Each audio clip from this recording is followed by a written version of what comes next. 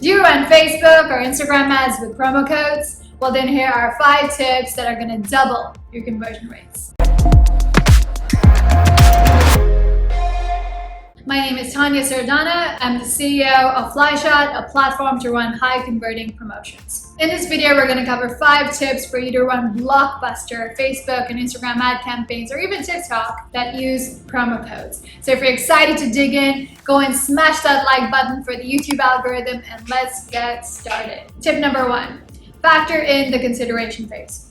86% of customers that see your ad are not ready to make a purchase in that instant. Think about yourself. When you see an ad on Instagram or on Facebook and you really like the product, you may click on the ad, go to the website, check it out, abandon cart, and maybe it's going to take you 3 to 4 different impressions to get you to convert.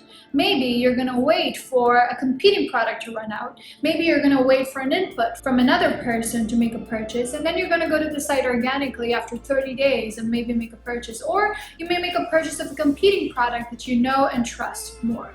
And so you likely in that time are in the consideration phase where you're researching the product, you're researching the competitors. And our ads, on the other hand, are designed for customers to be in the conversion phase. Buy now. Imagine if we understood customers and what's really going on in their heads in the consideration phase, our ads would convert much better. And in tip number 2, we're going to share one of the strategies to do that.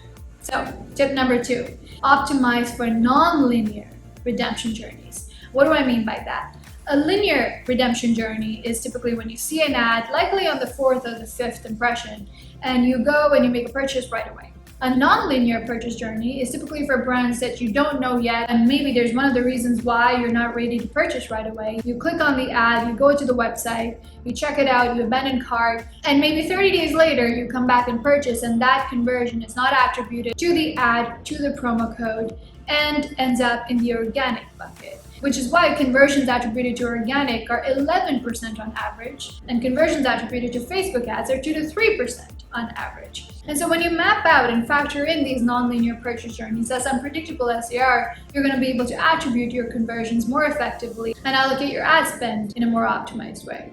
Tip number 3, optimize your call to action for the mid-funnel. And here again, we're talking about the people in the consideration phase. The big chunk of customers that maybe are going to buy and maybe are not. And the more you get them to convert, the greater your conversion rates.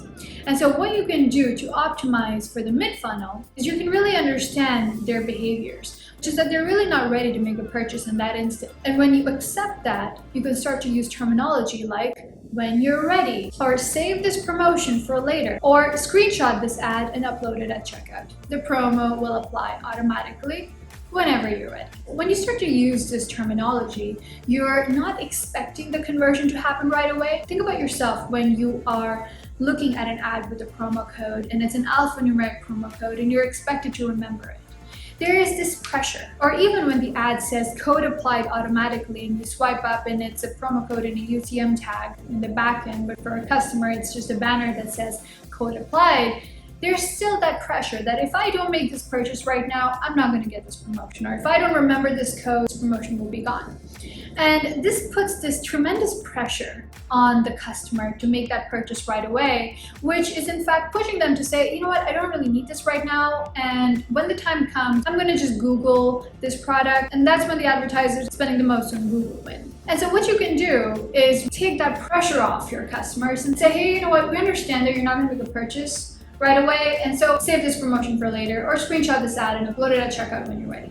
So if this video is making sense, go ahead and smash that like button if you haven't already, and go and leave a comment in the comment section saying, I am ready to run high converting promotions, and that is going to be an affirmation for you to do so. So tip number 4, make your promotions exclusive. Now think about this. You see an ad with a promo code, it says you're going to get 15% off your first order. You're like, great. So you click on the ad, you land on the website, and boom, there is the email pop-up that says, oh, you're going to get 15% off your first order, give us your email.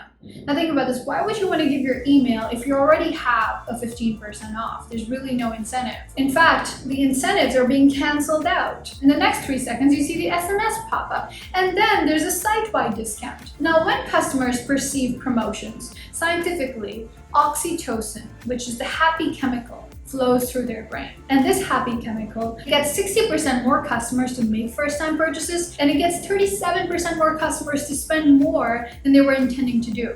So this happy chemical can be really useful for you if you don't dilute it. And overusing promotions dilutes it. So, relating this to mapping out your user journeys, when you are running a promo code, make sure that the email pop-up is not visible to the user in that session, at least. Make sure that you're not running a site-wide promotion, and if you are, make sure to disable it for that session. And that way, you're gonna have preserved the exclusivity of that discount, and so that person is gonna know that they need to use it, and oxytocin is gonna lead them to go and make that purchase. Tip number 5.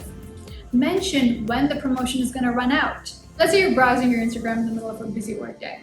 You're just not ready to make a purchase in that instant, but you see when this offer is gonna run out, and maybe it's that weekend. And so if you mention, if you can, specifically the day the promotion is gonna end, you're allowing your customer to plan the purchasing process and make the decision with more calm and ease and leisure, which is gonna result in them likely purchasing more. So if you got value from this video, make sure to book your complimentary strategy call to get customized strategies for driving more customers in the consideration phase towards conversion. This 45-minute call will be with me personally, and spots are very limited, and so make sure to book one today. See ya next time.